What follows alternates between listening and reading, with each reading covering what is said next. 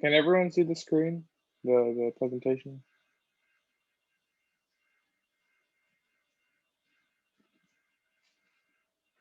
All right, great. Yeah, I guess we can get started.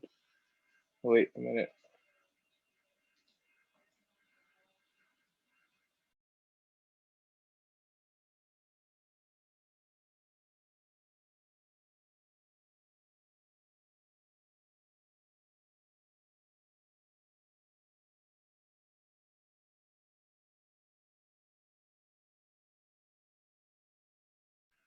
Okay, yeah, so we'll get started now. Yeah, today we'll be going over artificial neural networks and their applications. So today there won't be any code today. Today will just be more of a kind of theoretical lecture and more based on what different types of activities neural networks do and how do they work.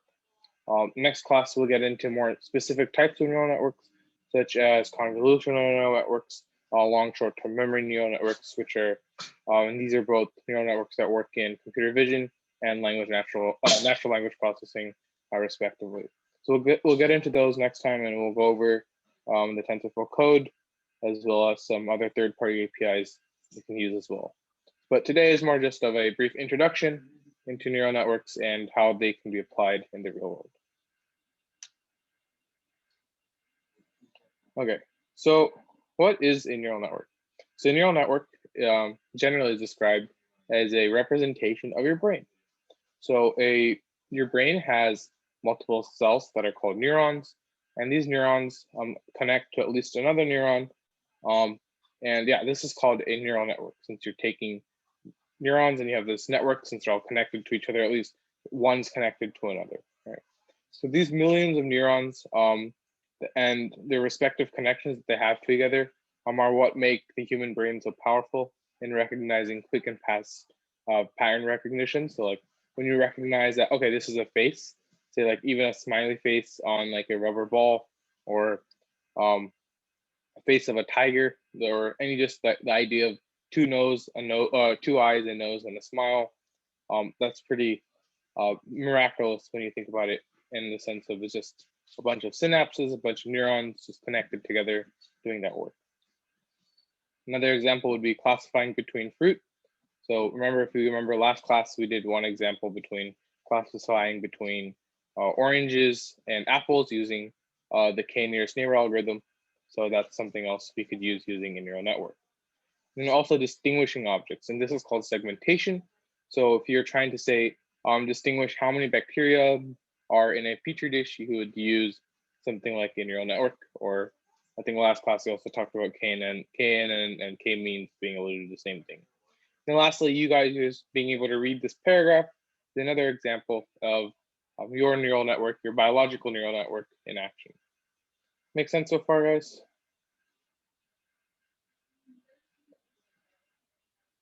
All right, I'm gonna take that as yes, we'll go on. Again, like always, if you have any questions, please paste them in chat, and I'll try to answer them as fast as I can. Okay, so what is a artificial neural network? Again, artificial neural network, or in this case, we're just going to call it an ANN, or a NN, or a neural network, since we're under the assumption that everything we're going to be dealing with is artificial. This is an artificial representation of your brain, and we represent this in multiple ways. So you can have a computer represent it, or you can have a kind of a switch mechanism represent it.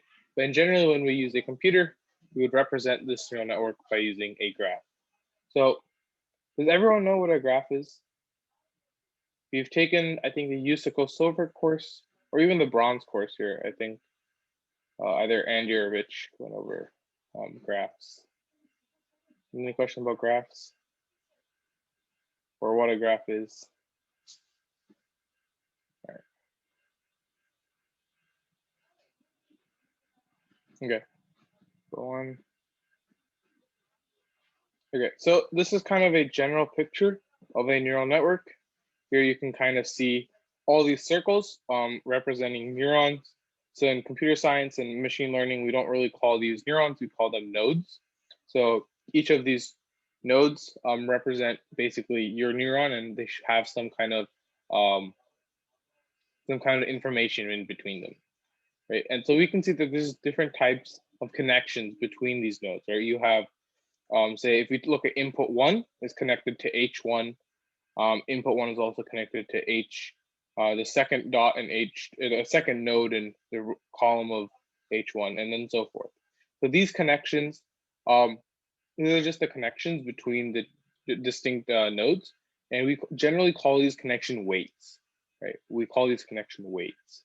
So the way this neural network is developed is you always have one input layer, and this input layer is basically a representation of all of your data, right? So say if we're taking in an image, we would find a way to quantify the image in terms of numbers, and then we would input those numbers to our input layer. Then we would do everything in our hidden layer, and then lastly we would kind of do what we would output our layer. So in this case, you can see that there's these 3 dots, which represent there's multiple different types of outputs. So you could have either one output, you could have 2 outputs, you could have 3 outputs, you could have n number of outputs. Usually one output doesn't make sense because they'll only give you one value. Usually if you want to do 2 outputs, that's like a yes or no. If you're doing classification between 2 things, say a cat and a dog, you'd have 2 outputs. Classification between, say, the digits 0 to 10, which is a data set called MNIST, you would have, or 0 to 9, sorry, you'd have 10 different outputs.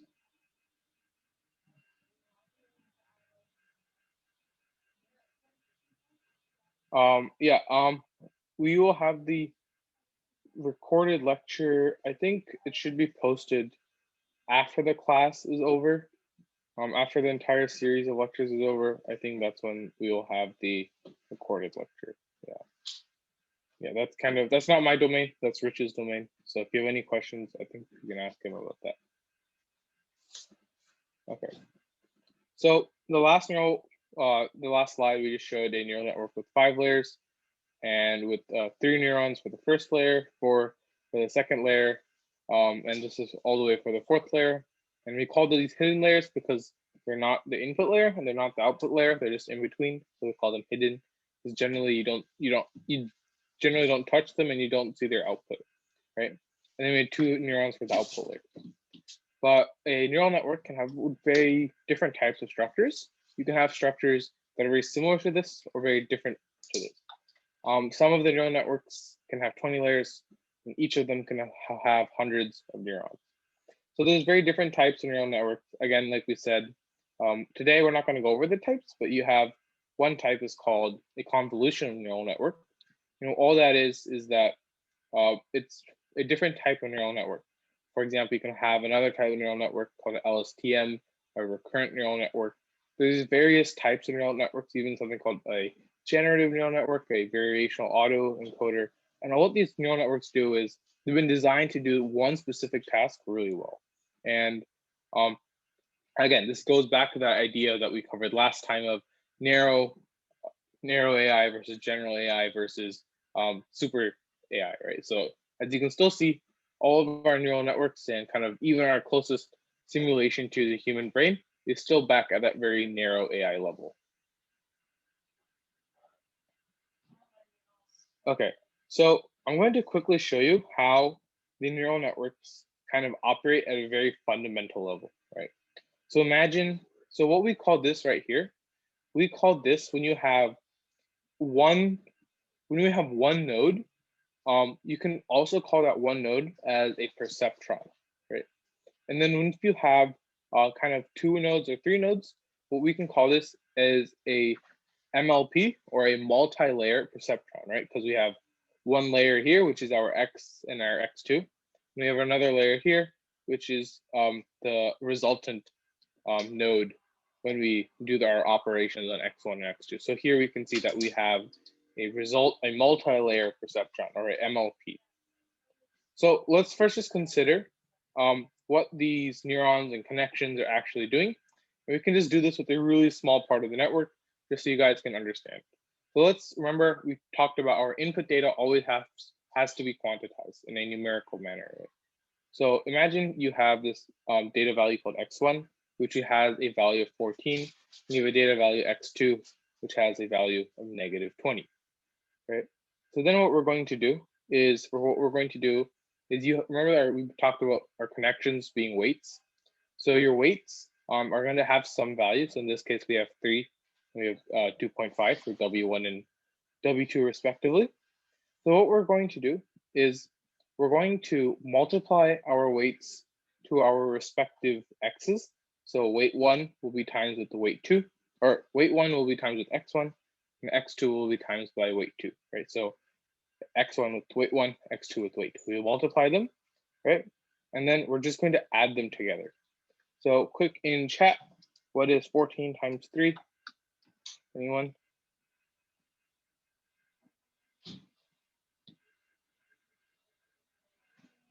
All right. I think we're going to do the loading thing that we did last time.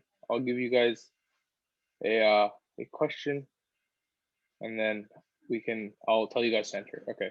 So what is 14 times 3? You guys have 10 seconds to use your calculator, do whatever to load. And okay, go ahead and enter.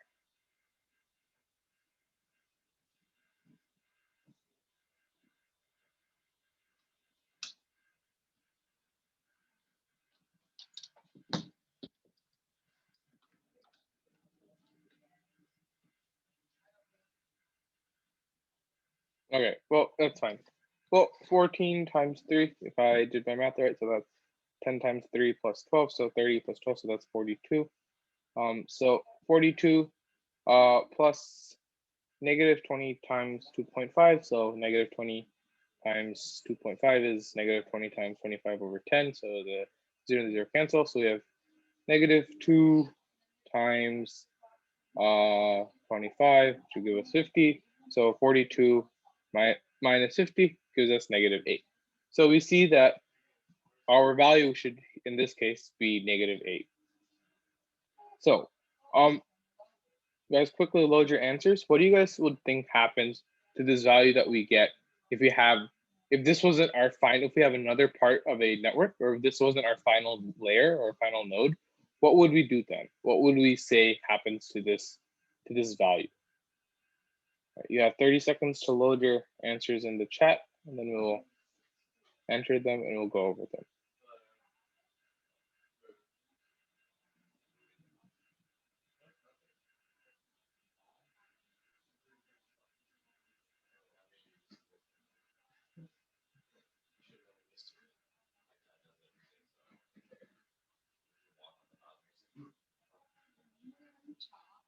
Okay, you guys can enter your answers in the chat.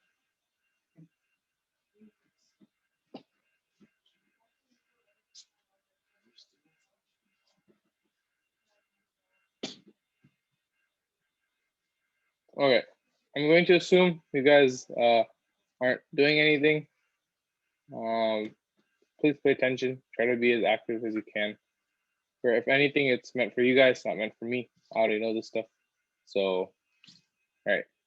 We'll go over another question. So just for clarity, what we'll try to do is I'll give you guys this one, this part of the network, and I will give you guys 5 minutes to do this graph, just because it's a little bit more complex. So yeah, take 5 minutes, and we will go over it at 5:18. All right, I'll see you guys then. Ah, you're not supposed to see the answers.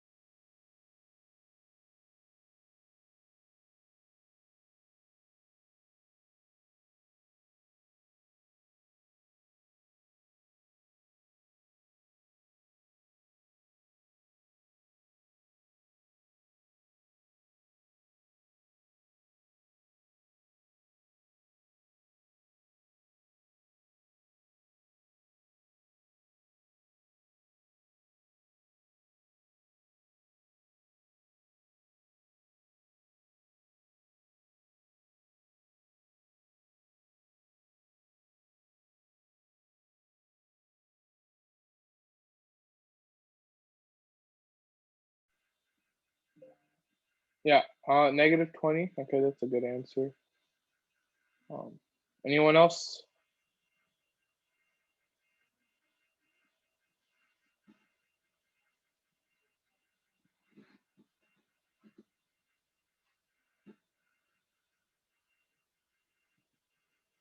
All right, we have like 20, 40 seconds left, I think. So,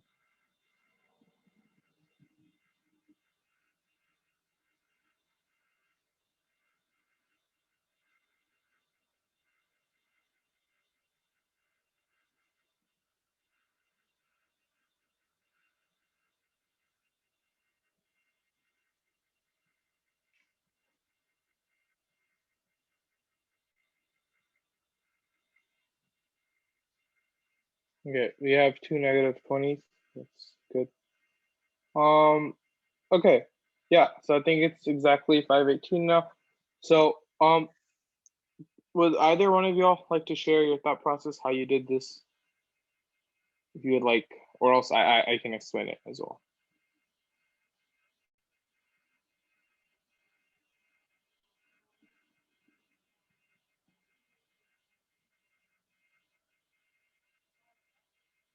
Okay, yeah, then yeah, I can go ahead and explain it then. Okay, so let's just first see, or let's just first do this together. The first thing we do is we see, okay, we have 4, we have 0.25, right? So what we're going to do is we're going to do 4 times 0.25, right? And then what we're going to do is we're going to add that with -12 times 0.05, right? So we have 4 times 0.25, which is 1, and then 1 plus 0.5 times -12, which is -6. So 1 plus -6, or 1 minus 6, which is -5. So in this box over here, we should get, oh, sorry, I made a mistake. Sorry, my bad.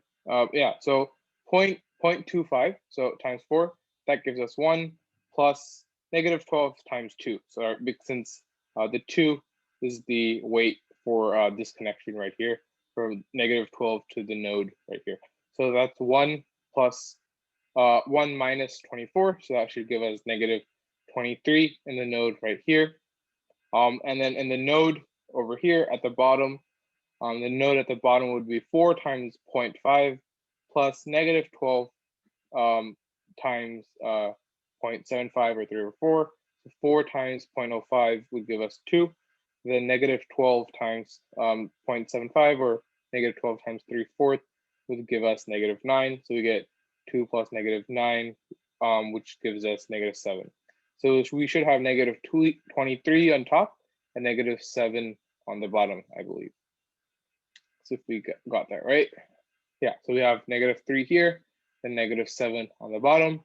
Then this part is very similar to what we did before, just by using our multiplication and addition. So -23 times 3 should give us what, -69, and then -7 times -7 gives us 49. So -69 plus 49 gives us -20. So yeah, Joshua and Toby, good job for getting it right. Okay, so you guys are probably thinking, well, is that it? Like, is that all that this is hyped up to be? Like, is that what neural networks and all these AI people are talking about? Yeah. So yeah, in a way, it's basically this, but but it's a little bit more complicated. Um, but the one thing that we didn't talk about right now is the activation function, right? So up till this point, we were just kind of adding and multiplying our weights. And that was about it. And that's what the neural network does. It just does addition and it does multiplication, right? But so far, what we have forgotten to do is we haven't done and we haven't used something called the activation function. So without our activation function, our neural network would just essentially be a linear regression. But with it, the neural networks becomes a lot more powerful, because what an activation function does is it introduces something called nonlinearity into the network. And nonlinearity is just a way of making sure that your data isn't linear, or your result isn't linearized. And what that means is you can actually like add some kind of twists and turns to your data. You can kind of modify your data the way you want it to be modified. Does that make sense?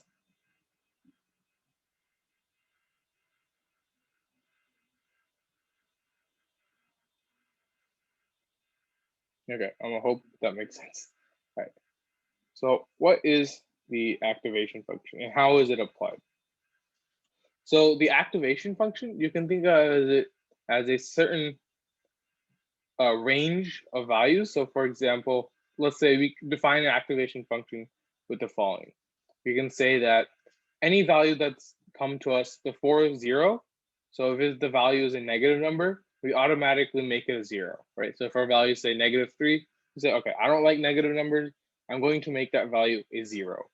So I will then, that's like that part of the, that's that part of the graph. So anything before 0 will be a, anything before 0 will always become 0, right?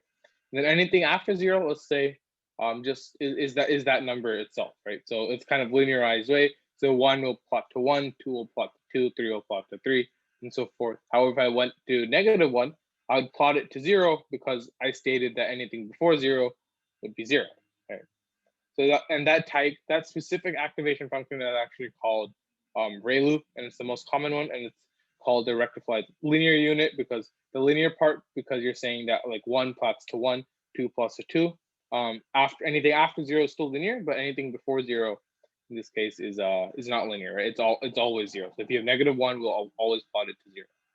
So how are these activations functions applied?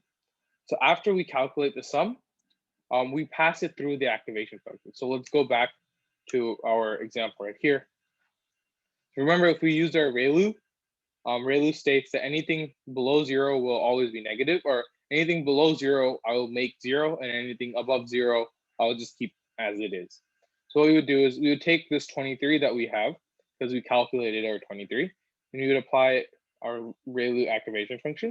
And we would see that, okay, this -23 will just become 0. Right? And then we see our -7 in this case will also just become 0. So 0 times 3 is 0, plus 0 times -7 is 0. So our end result would be 0. But in general, remember, our neural networks are a lot bigger than this, right? There's hundreds of thousands of nodes. So it'd be very unlikely that everything is 0 or everything is a negative number. It's probably likely there's at least 1 or 2 numbers that would be a positive number. Okay. Other types of activation functions are called sigmoid, step, and tanh. Yeah, these are also used quite often as well. However, again, ReLu is the one that we will be using most and is actually used most in both in industry as well as academia. Any questions in regard to activation functions?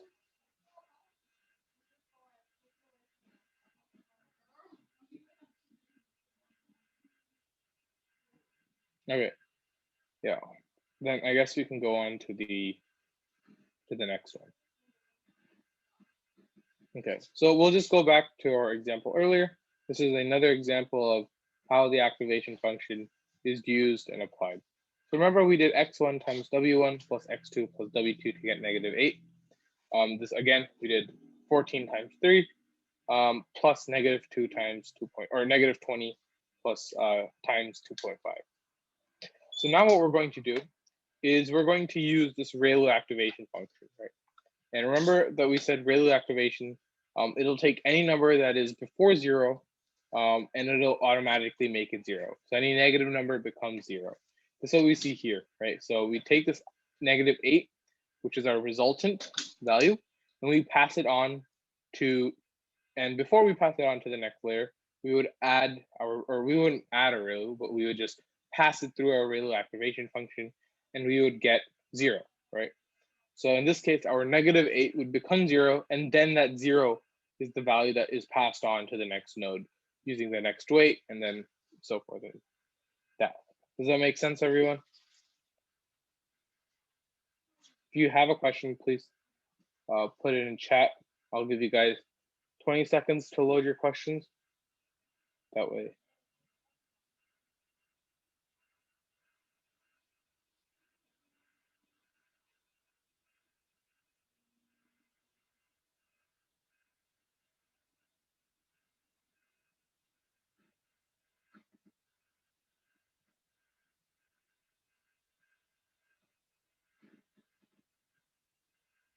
Okay, yeah, you can enter your questions if you have any.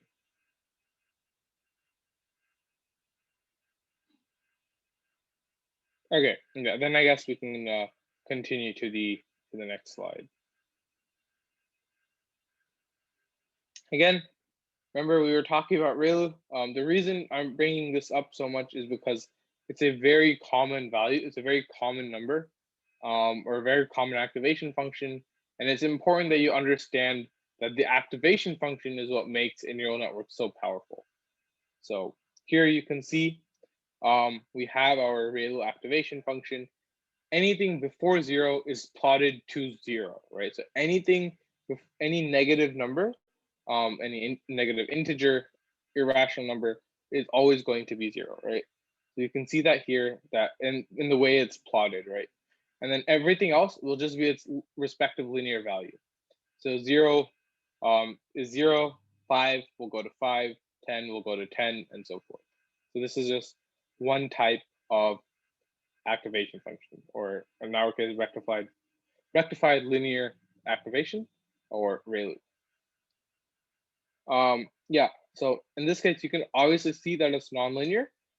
And this is obvious from the on the left-hand side of the graph, on the negative side of the domain, we see that the graph it's constant, right? It's flat. So that means it has a slope of 0, and thus since it's a constant, it's nonlinear. And then, but if you were to only see the right-hand portion, or the positive domain, we would say, oh, this is linear. But in taking the positive and negative domains into account, we see that the activation function is actually nonlinear. And again, it's this nonlinearity that we're introducing through the activation functions that use that make neural networks so kind of useful in industry and academia as well. And this is why they're such powerful models. Okay, so with an activation function like ReLu, our neural network is no longer just a linear regression. We're not just adding and multiplying numbers, but we're also passing them through this nonlinear function. And then this will allow our neural networks to become pick up more complex patterns and do things in addition to just doing regression. It'll also be able to do classification and things like that, right? So one key thing that you should notice right now is that the first thing here is that we can use other types of activation functions. So I'll just quickly, actually here, I can probably draw them right here. Let's see. So yeah, so sigmoid.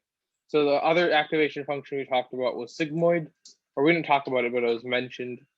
Sigmoid, I believe, looks something like this. So, or it's actually a bad sigmoid. Let's undo that. Should.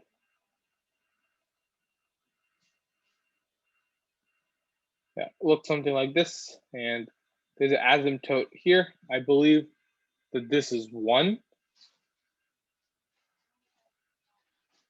And this is 0. And I believe this is what sigmoid looks like. And then tan H is also very similar. Tan H, I think here. I think tan H looks like this, I believe, where this is 1 and this is -1. But let me double check, because I always mix them up because they look so similar. Let me just double check real quick. So yeah, so I was right. Yeah, So this is our tanh. And if you don't know what tanh is, it's just the hyperbolic function. So this is tanh, and then this is sigmoid. So let me just double check sigmoid.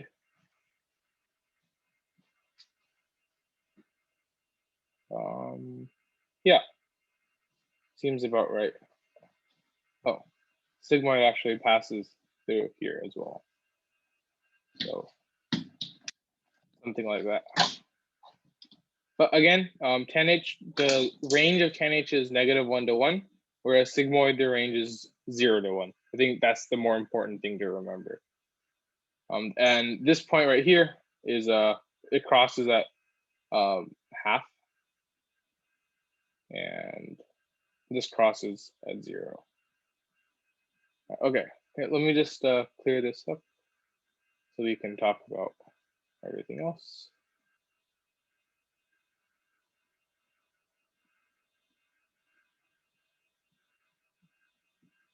Okay. Yeah. So imagine, so we just talked, those are the different types of activation functions. But now what we can do is we can look at our neural network as tools to pick up more complicated patterns than just a linear regression. And in this case, what we're going to do is we're actually going to classify with our neural network. So imagine if we're trying to classify between two specific groups in space with a linear function. So we can draw a line like this, and that would tell us where our groups are. Remember, KNNs, our KNN algorithm was quite different. We were kind of using that idea of a K radius and incorporating certain amount of kind of blocks and stuff within that circle. So for data like this is really nice because we can quickly and easily see that, okay, there should be a line here. But what if we have data like this, right? What do you do when you have something like this, right? Now we just can't do a simple kind of like linear line where we just cross it through and say, okay, well, this part is X and these parts are squares, these are oranges, these are apples. What if we have data that looks like this, right? Where we have one data that is surrounded by another.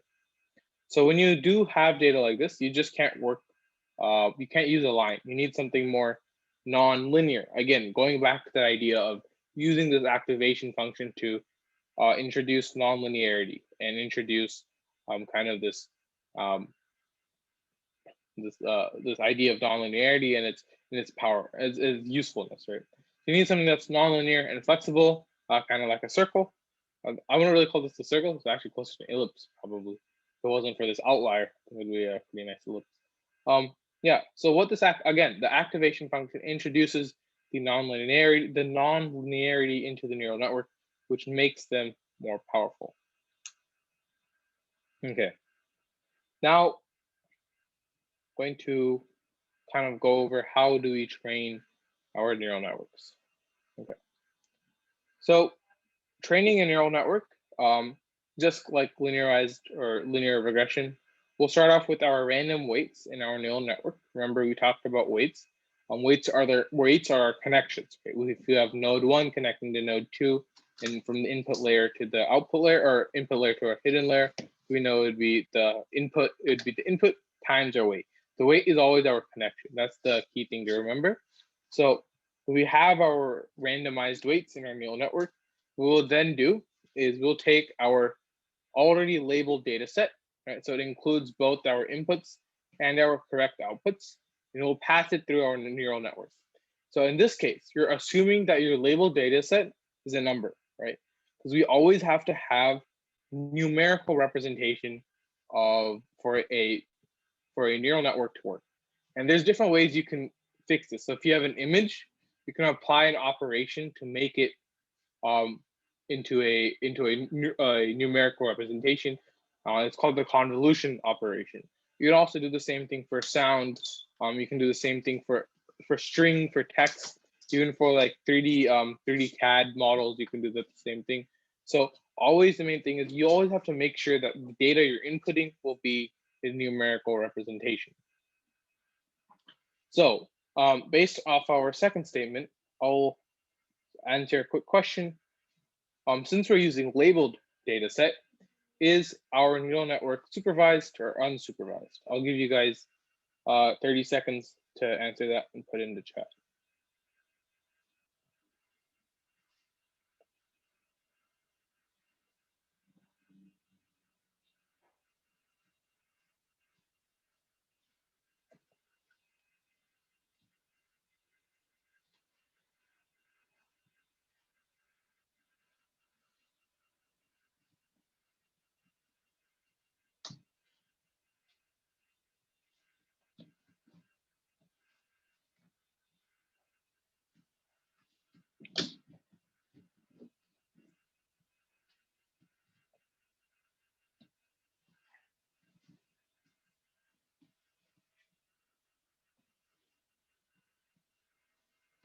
Okay, yeah, so enter your answers in the chat, guys. Was this, if since we're using label data, is it supervised or unsupervised learning?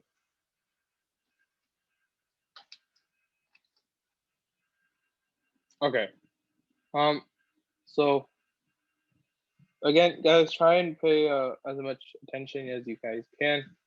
Try to actively participate. Again, it only helps you.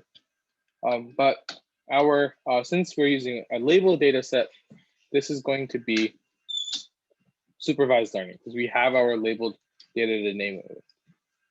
So this neural network, so once again, we just, our neural network will produce a specific output based on the calculations with our randomized weights. And this output is not going to be very good. It's going to actually be really bad because we've just used random weights. And then it'll see how close it was to the actual target. So say if we were doing an output, if we're trying to classify something between dogs and cats, and it said, okay, this image was a dog, right? In actuality, however, the labeled data set was a cat. Okay, it'll be like, okay, well, I was way off. I said it was a dog and it wasn't a dog. So I will then fix my weights. I will edit my weights using a process called backpropagation. And this is done through something called gradient descent, which I do not think we're going to go into this time because it requires a understanding of calculus.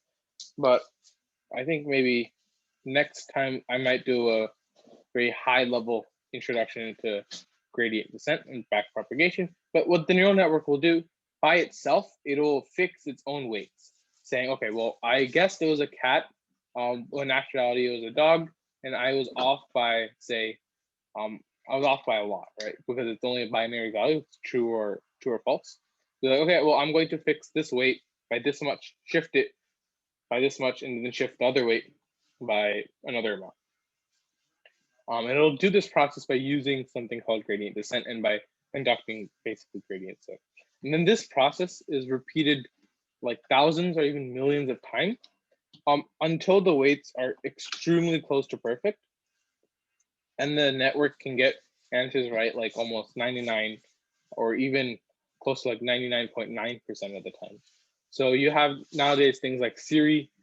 Siri, if you talk to Siri, it picks up your words pretty well, right? So that's an example of a neural network working pretty well. And then also you have classification neural networks, like neural networks such as to classify between digits between 0 and 9. So those things are, and that data set is called the MNIST data set. But it will be able to classify those digits between like 99.5 to a 99.998% accuracy. It's really these weights and biases, or these weights get changed so much that and they're changed so many and so often that the weights are basically close to perfect. So let's go back a little bit. Oops.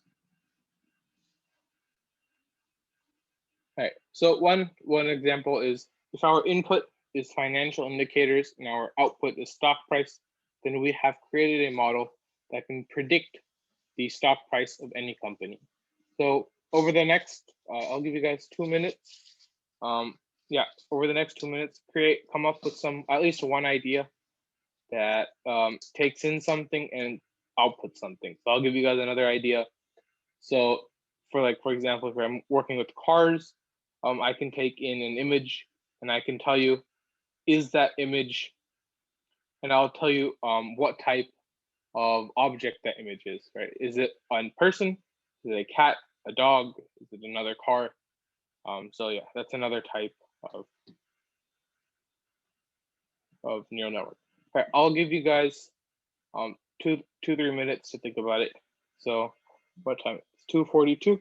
At 2:45, we'll come back and look over our shared answers.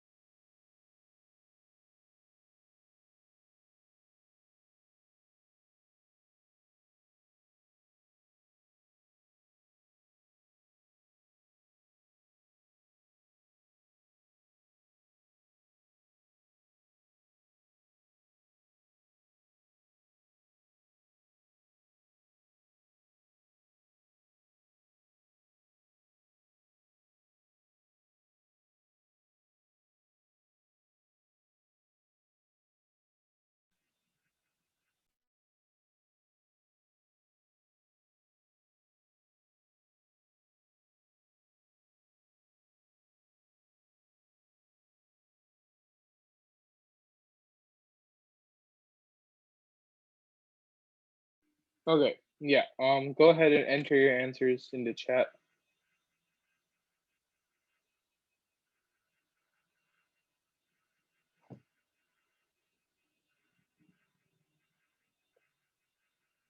Okay. Yeah. I guess we'll go on to the next slide. But again, guys, please try and to answer your answers. This is for you guys. So I can, give you guys some feedback. Okay. Now we're just going to go over neural networks and the machine learning workflow. Right? So if you're just a machine learning engineer or data scientist, you have to go through 4 steps when you're building any model. Remember, we talked about these steps in the past, but not in a very specific, detailed manner. And this works for any type of model. It'll work for your KNNs, your linear regression, for any type of model. But this is the general way that machine learning engineers and data scientists approach tackling a machine learning problem. The first part is our data acquisition and our pre-processing. We have to get our data, then we have to clean our data. We have to make sure our data is readable for the type of model we're using. For example, if I give you an image, a set of images with certain labels, again, let's just take our cats and dogs example. So we have cats and dogs. The first thing I'm going to need to do is go through and see that each of the images is valid, right? So if I have an image of an octopus inside of my images of cats and dogs, then I have to get rid of that image. Then what I have to do is make sure the labels are correct, right? I have to make sure that a dog is labeled as a dog and it's not labeled as a cat, because I'm training the model using this certain labeled data. Then I have to pre-process it. And what is this? Again, this was the idea of pre-processing. And then you have to make it ready for your model. So if I'm using my cat and dog example of images, I can't just input, and I'm using a neural network, for example. Again, I can't just input the image. I have to convert it into a numerical representation and then insert that, right? And the next part is training. So training is something you guys are probably a bit more familiar with. It is the model actually training itself, and just letting the model run. The next step is validation and optimization, making sure that the model is giving you proper results and that we're optimizing our model to the best that we can. And this is kind of an iterative process of going from training to optimization, back to training to validation, to an optimization, back to training, until we get a pretty good result that we're pretty happy with.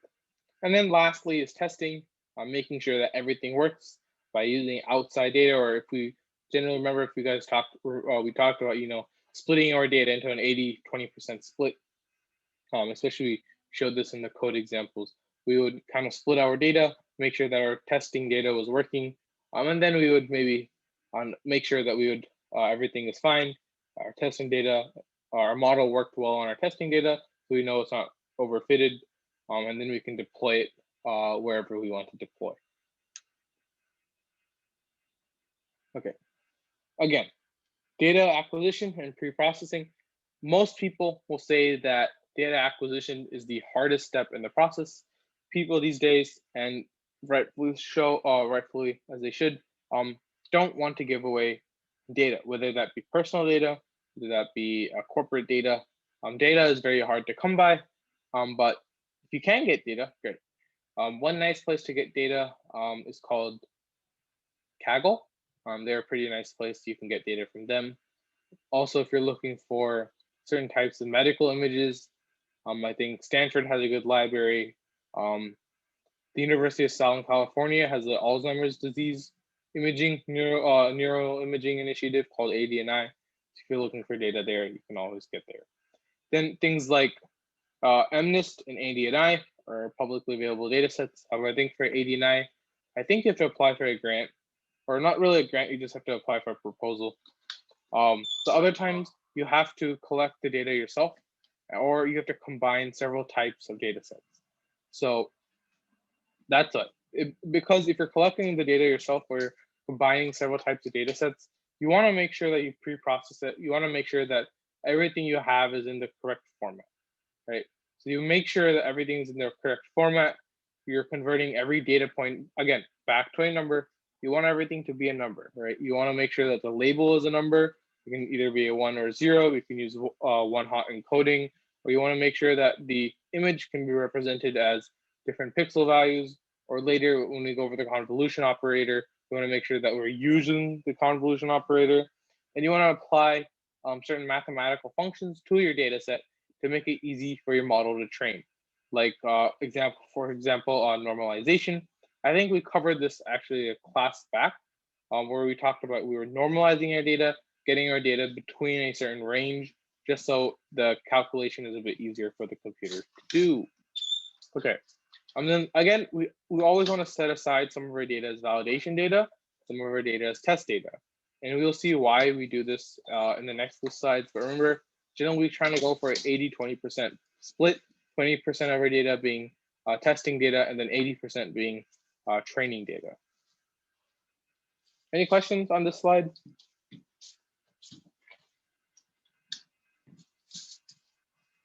Okay. Here, we can go on to the next one. Right. Okay. So after you have obtained your and pre-processed your data, it is now time to train your model. Right.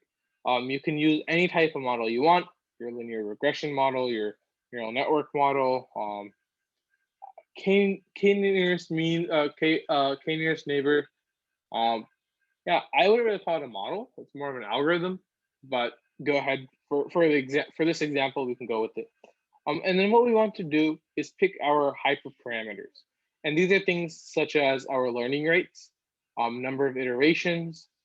For our k nearest neighbor, this would be our size of k, how many data points we want within our circle. And then we would train our data or train our model using our training data. And remember, this is usually when we split our data using that 20-80% split. So generally, if you have written a good model on a decently well computer, you can train your model within a couple of hours, maybe I would say anywhere between 4 to 12 hours, 4 to 18 hours. Again, unlike the Usticle class here, everything here is very slow because it takes a long time to do these large calculations. And sometimes this can even take days, depending on how big your data is, how fast your computer is, how many things you're trying to do at once, how big your network are, or your network sizes, how many nodes you have, stuff like that. So at the very end, what you'll do is you will always, I guess you don't have to do this, but it's very good practice, always print out a loss. And this is, in TensorFlow, there's a loss function, which you can just use. So you just do like pf.loss or something like that. Forget the exact syntax. But yeah, you can always just look it up on Keras. But at the very end of the model, what you'll do is you'll print out your loss. And this is the metric that is used to see how far off your model is at predicting versus the actual output. And if you don't adjust your hyperparameters, you have to so wait, let me say this like a bit better. So if you don't have any loss, you're good, which is actually, if you don't have any loss, you're actually probably overfitted, which is not good. But if you have like very little loss, maybe like 4%, 3%, 2%, you're probably set, and you're kind of good. But if you're not, again, we just use our gradient descent to change our weights, change our parameters, and make sure that everything is hunky dory. Right. Next slide. Validation and optimization. Remember, just like our pre-processing, what we're going to do is we're going to set some data set for validation and testing. They're actually very similar. I wouldn't really say validation is a very necessary step. Generally just like editing and making sure everything is good and working is good enough. But what the validation data is, it's just data to make sure that your model isn't overfitted. And then using our test data, we'll make sure that it performs to the respective benchmark that we want it to perform. So the reason that the validation data might be different from the training data is because the model might have overfitted. What this means is that it kind of just latched onto each point and said, okay, I know this point is this, I know this point is this. It didn't really learn, kind of just memorized. That's a very good way to look at overfitting. Okay, so again, looking back, adjust your hyperparameters, train your model with the training data, evaluate your model on the validation data set. Again, this part is a bit more finicky. Testing data and validation data in this sense, kind of the same thing. But you just want to make sure your model, essentially the goal of it is to make sure that your model is not overfitted. Okay, and then although your model hasn't officially trained on your validation data, you still optimized it. So you want to just test it one more time to make sure that everything is very good. This is the proper procedure. But if you're like me, you get a little lazy. I kind of skip the validation kind of step. You kind of directly go to the test step. But again, you should do the validation step just because that's the proper way of doing it. And we do that same idea of kind of testing it and making sure that our model is good. If our model is not good, you would start from scratch again. This is your final step. You don't want to edit your weights and biases during your testing. You kind of just want to just do that in your validation state. But if you get a bit lazy and you don't have this final testing thing, just keeping sure your model might have overfitted to both the testing data and both the training data and the validation data. All right, so thanks for reading and thanks for listening. Here are some few links. I don't think we really need to go over these. I think we're actually short on time. But yeah, that's about it. Yeah. So thanks, guys. I'll see you guys next class. All right. Bye.